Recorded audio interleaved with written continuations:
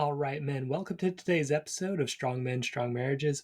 What to do when your wife has depression, anxiety, or PTSD.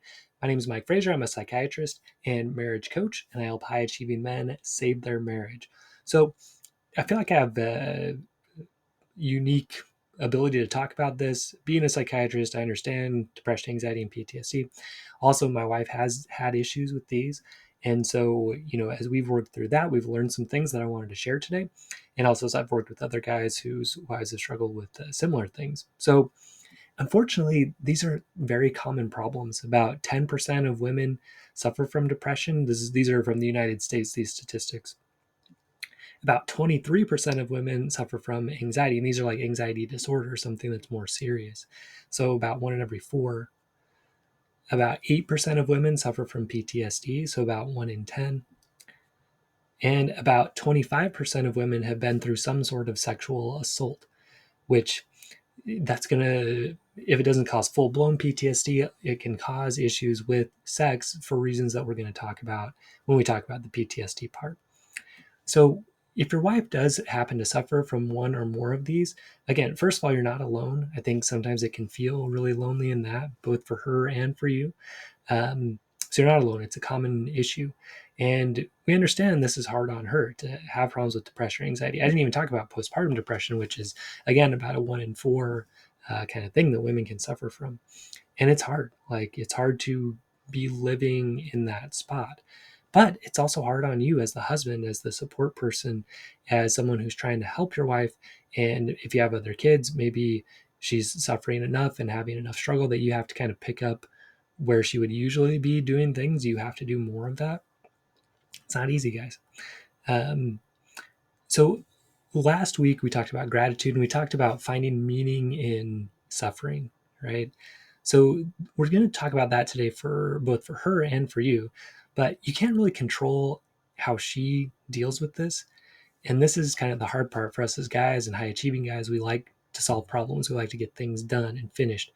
Um, with these ones though, we can't do that for our wife, right? We can't just make her stop being depressed or stop being anxious or stop having PTSD or get over her sexual assault and the things that came with that. We can't just get in there and fix that, and that's frustrating. But unfortunately, that's how it is. So can you find meaning? So definitely recommend Man's Search for Meaning. It's an outstanding book, but he talks about just finding meaning in suffering. So again, we talked about this some last week, but as a review, going through difficult things, it does a few important things for us that I don't know if there's really another way to do it. So for one, it helps you relate to other people.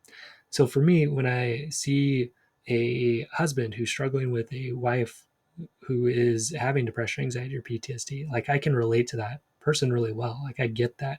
I get that pain, that you have pain, that your wife has pain, that you feel like there's nothing you can do about it. And it's hard, right? So I can, if you're going through this, like I can relate to you well because I've been through something similar. And there's something special about that when you go through a similar difficult experience. You're able to connect at a deep level. Also, the bad times really do help you appreciate the good times. If you can get through these hard times together, it really strengthens that bond. And it also helps you appreciate those good times. Like, hey, we got through that. Now things are good. We can appreciate that even more. Okay. Probably, I think, so as a Christian guy myself, I think one of the biggest reasons we go through these difficulties is to develop Christ-like character traits. I wish there was another way to develop things like patience or long suffering or gentleness or compassion or persistence or commitment, but I don't think there is. I don't think there's a way to develop those without going through some difficulty. Um, you can't develop patience unless you have something that tries your patience.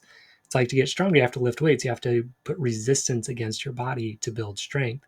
Same thing with these, what I call spiritual strengths. To build patience, you have to have stuff that tests your patience. To build love, you have to try to love someone that's kind of hard to love. Long suffering, right? Being able to bear things without complaining. Compassion, being able to see someone through God's eyes. We're going to talk about that quite a bit today. Commitment, right? It's easy to commit to something that's easy, right? In a lot of the traditional marriage vows, you say in sickness and health. Like these are sicknesses, depression, anxiety, PTSD. So are you going to commit? Are you going to stay with her even when she's like that, right? Even when she's having these things, even when it's hard, like you don't know how strong your commitment is until it's tested. And then you develop a real commitment and a strength. So there is purpose to this, right? If you're a believer in God, a Christian guy, or just kind of the universe in general or whatever, you can maybe see how these trials, that's how you build it. That's how you build these strengths. So again, as we're going through this today, keep that in mind, right? That there's a reason for this. There's good that can come of it if you will let it. So as far as depression goes, here's what you want to be looking out for. If you're like, I'm not sure if my wife's depressed or not. So just kind of overall sadness, that's typically what we think of for depression, but also irritability.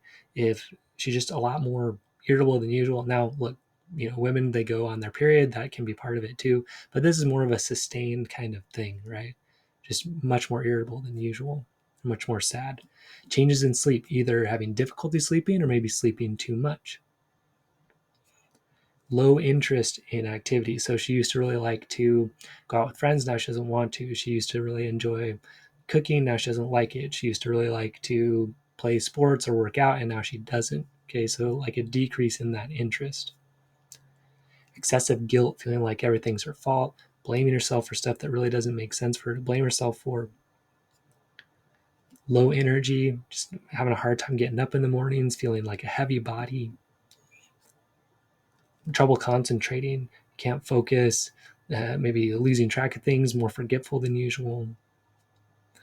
Changes in appetite, maybe eating less than usual or maybe eating more than usual. So to meet the criteria for major depressive disorder, you need to have 5 of those for 2 weeks or more. At that point, this is someone that could maybe benefit even from medication, definitely from some therapy or some coaching, right?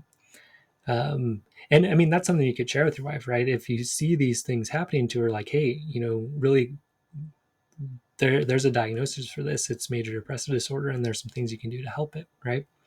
Sometimes it's a little bit hard to see in yourself, but if you can kind of point these out to her and just say, hey, look, these are the symptoms. Are you experiencing this? Okay, like, let's get you some help. That can be really powerful. So another very important one, right? And this is where things get serious, is if she's having thoughts about wanting to die or thoughts about even killing herself. So if she's at that point, like, this is the time to step in. Like, I'm saying, you can't fix things for her and you can't, do everything for her. That's true. But when she starts saying things like, I want to die, I'm thinking of killing myself, like, it's time to take it to the next level. So you need to call either a suicide hotline. There's 1-800-273-TALK, TALK, or just call 911 and get some help. And they can help connect you with resources. But again, you don't want to be trying to deal with that on your own. Get some help if she's at that point. And a lot of times if your wife is at that point, she's going to not really be able to get out of it by herself. Okay. You're going to need to step in and sort of manage it, right? Like, depression can be a terminal illness, meaning you can die from it. The main way people die from depression is by suicide. And so, if your wife was like having a heart attack, you wouldn't just like wait and tell her, well, you should probably eat healthier. You'd call 911 and get her some help. So that's if she's having suicidal thoughts, depression's at a very severe state to where you need to call 911 and get her some help. So besides those emergency situations, right, what else can you do if your wife is suffering from depression right now? So number one, guys, and this is true for all of these, is taking care of yourself. So if you are not feeling good in body, mind, heart, and spirit, you can't really do a very good job of helping her. So for your own body, right, you need to make sure you're exercising, you're eating well, you're getting enough sleep. Okay. Those are the big ones.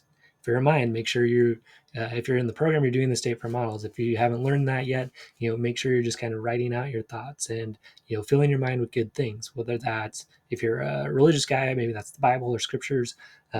Maybe that's just reading good books.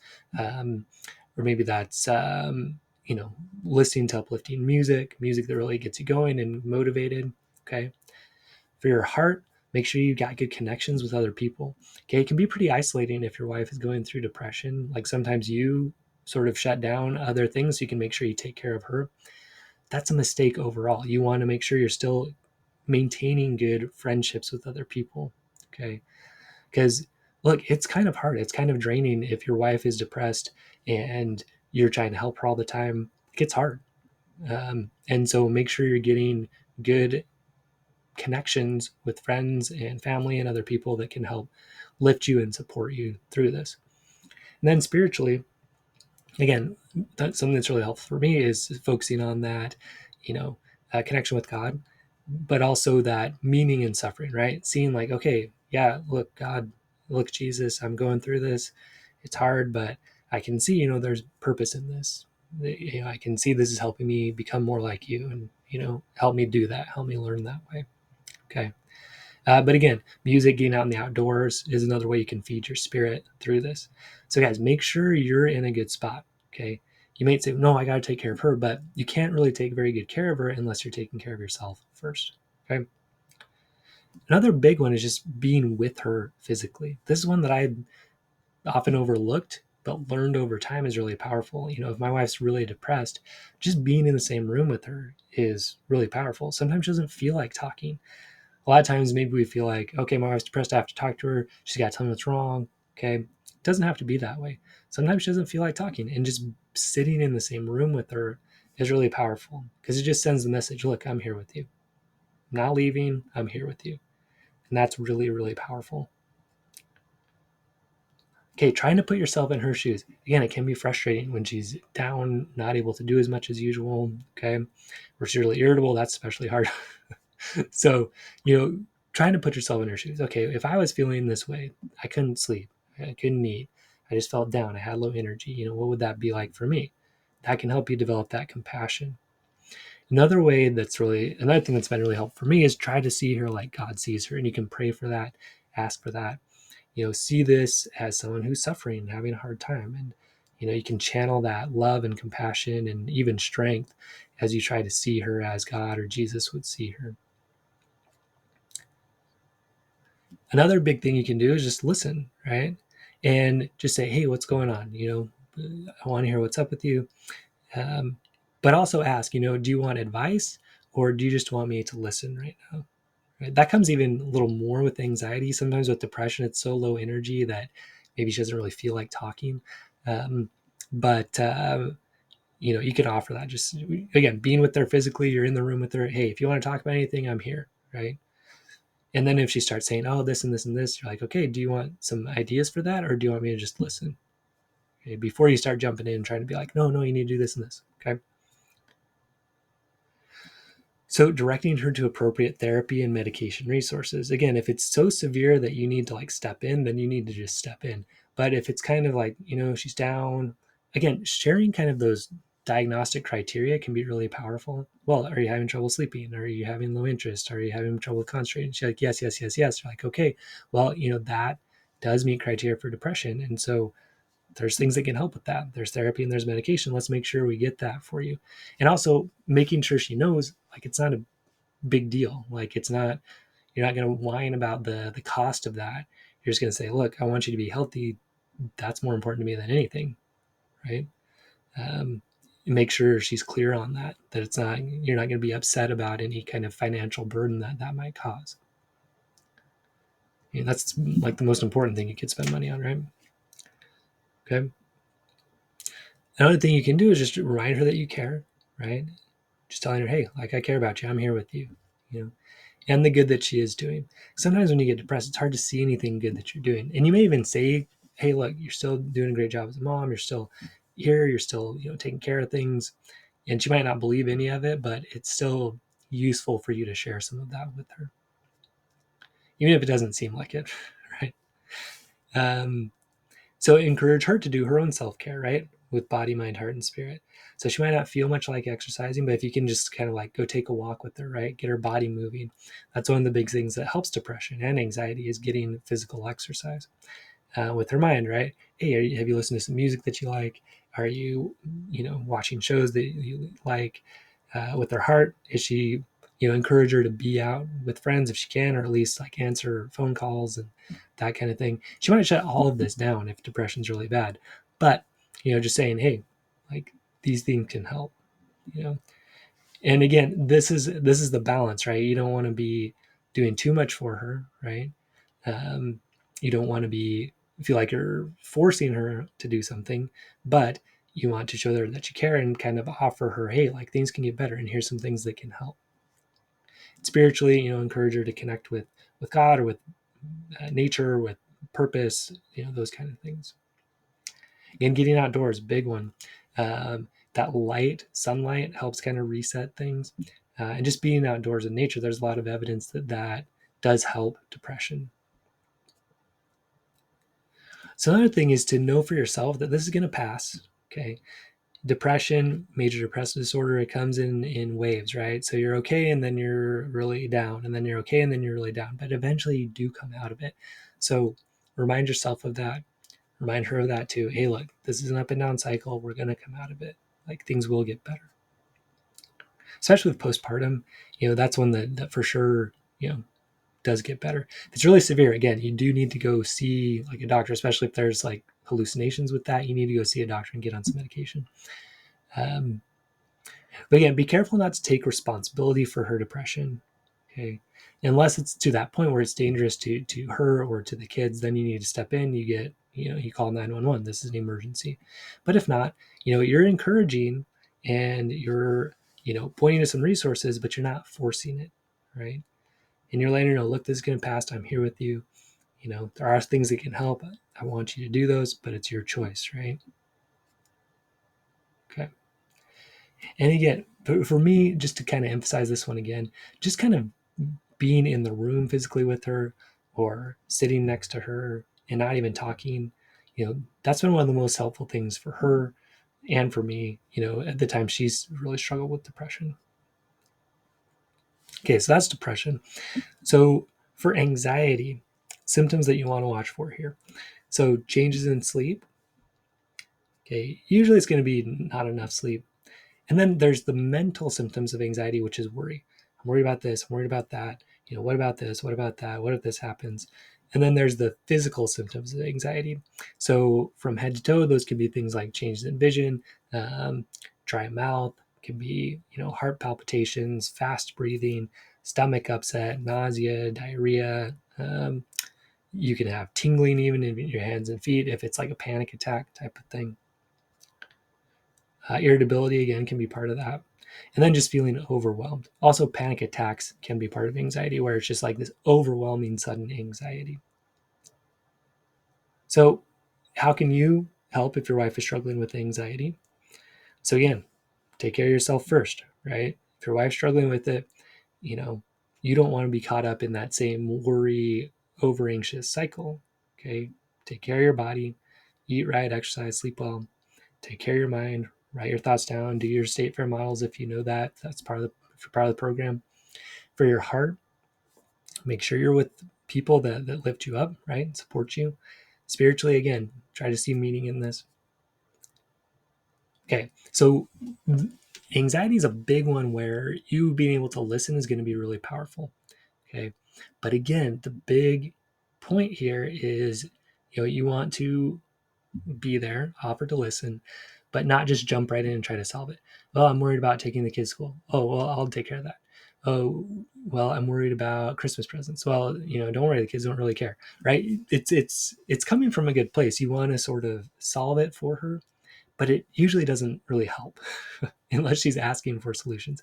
So, if she's worried, just say, okay, like, I can listen to that. Let me hear what's going on. Do you want advice on that, or do you just want me to listen right now? Okay.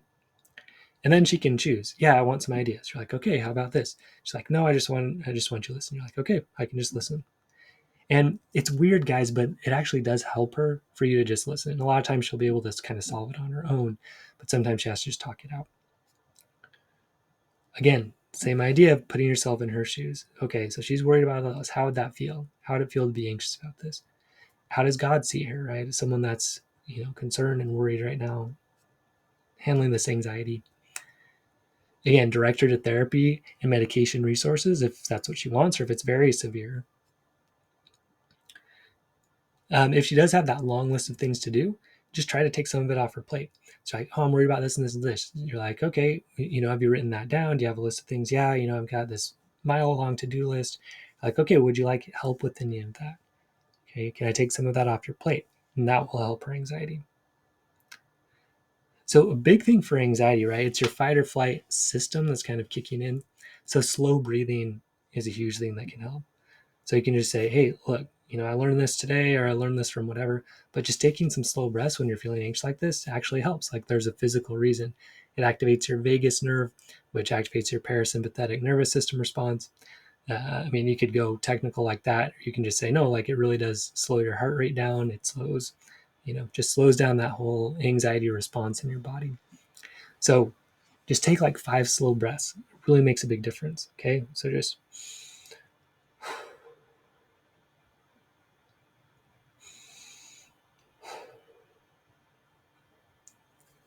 it's like I just took 2 breaths, and it works, right? It helps you feel less anxious. Also, writing out your worries is another simple thing that really helps with anxiety. A lot of times worries seem a lot bigger in our mind, and then when we write them down, we're like, oh, I guess that's not that big a deal after all. And again, remember not to take her anxiety on yourself. Okay. So again, this is where you know, asking, do you want advice or help, or do you just want me to listen, will really help you, right? So you're not taking it on yourself. Okay. So again, as a summary for what's been most helpful for us in our marriage, listening, asking if she wants help with things, or if she just wants me to listen, and then taking things off her plate. Those have been really the most helpful for anxiety, I think. Okay, so now we're going to go into PTSD. So this is a big one. It's a hard one. Okay, so post-traumatic stress disorder. It means you had some kind of trauma, something really awful happened to you, and now you're having a series of symptoms that are kind of make sense for what happened. Okay, they don't happen to everybody that has a traumatic experience, but they do happen to a decent amount of people.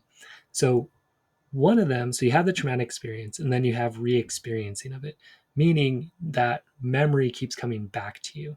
So that can be in nightmares, that can be in flashbacks where you're just walking around and then all of a sudden, boom, like you feel like you're back in that spot.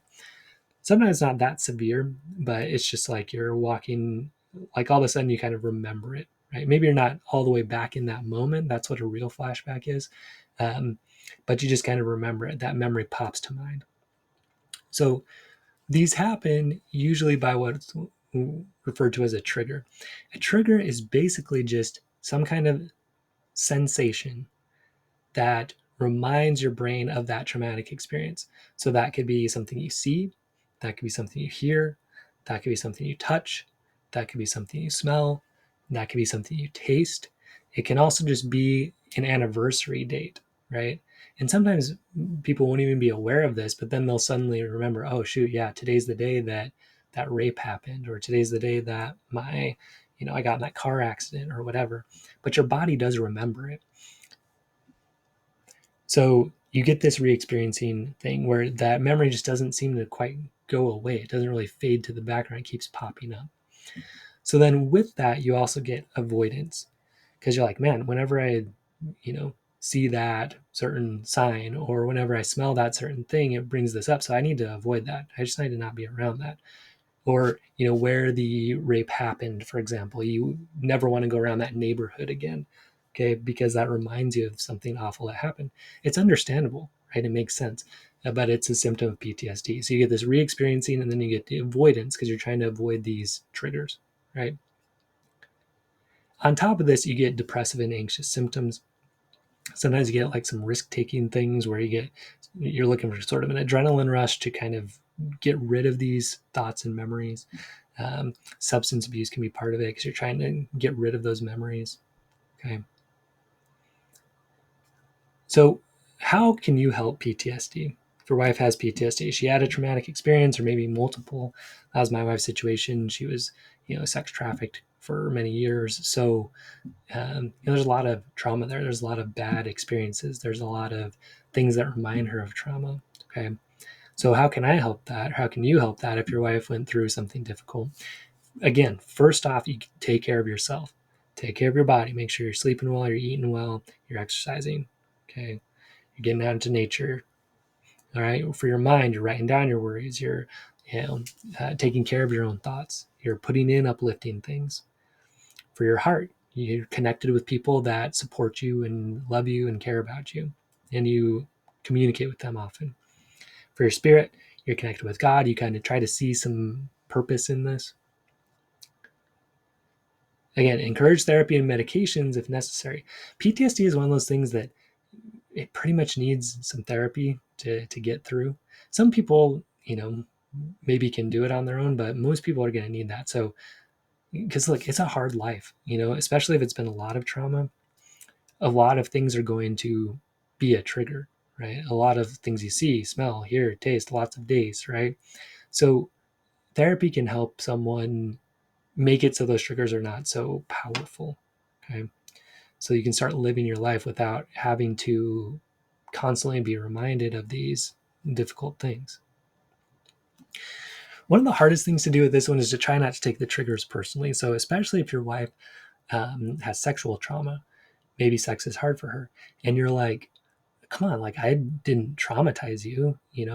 I'm not the guy that would do that to you. So it's hard. It's hard not to take it personally. But this is where, again, putting yourself in her shoes and trying to see her as God sees her can be really, really powerful. So, um, for me, I got in a car accident one time, and for a long time after that, and still a little bit, when I got hit from behind, it was on the highway. So now when I see headlights in my rearview mirror, it kind of reminds me of that. It's not so much now, but this was years ago. Like, it took years to kind of not really have that pop up as much. And again, I wasn't even conscious. It was just like, you see those headlights in the mirror, and I kind of froze a little bit. So having that experience did help me sort of understand her. It's like, wow, that was something relatively minor. Like, I was fine, thankfully, physically nothing really happened to me.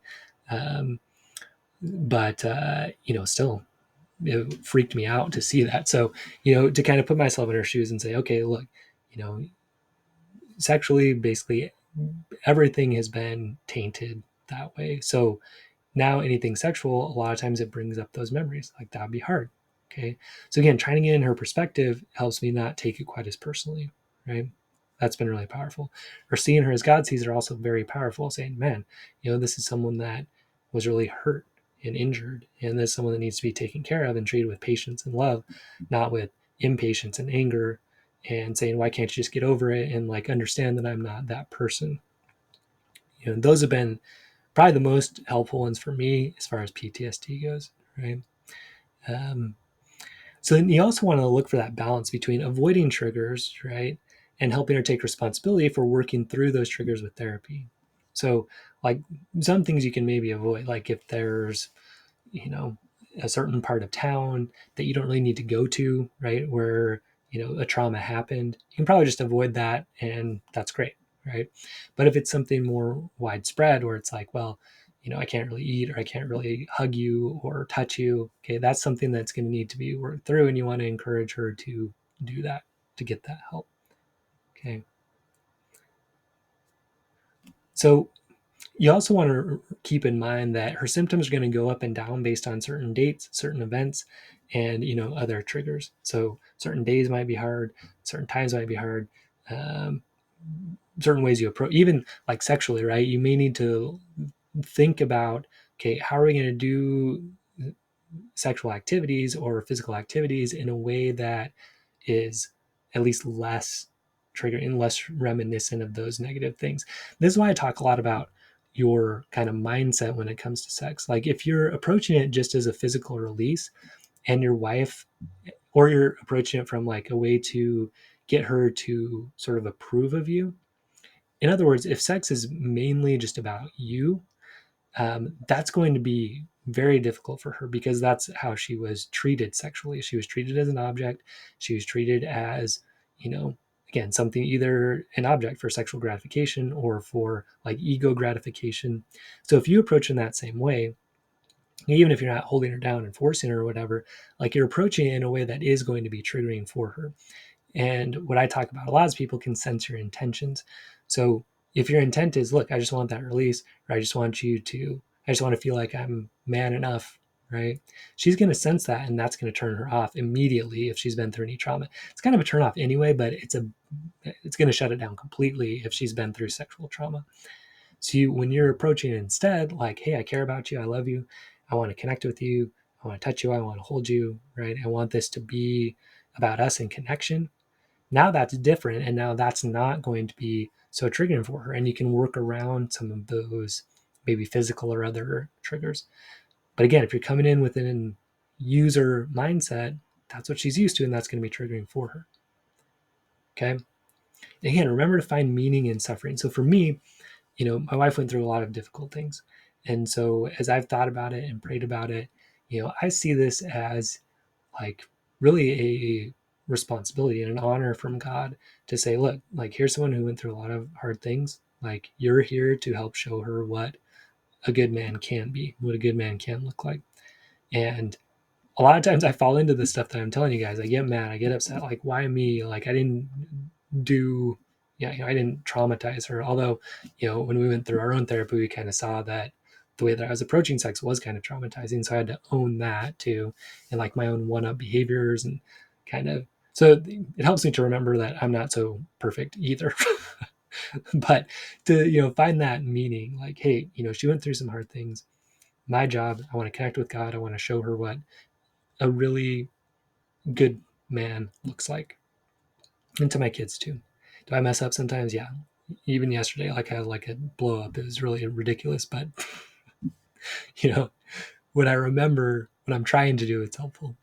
So again, the difficult times, they help you appreciate the good. So yeah, there's going to be down times if your wife went through trauma, but it does help you appreciate those good times even more.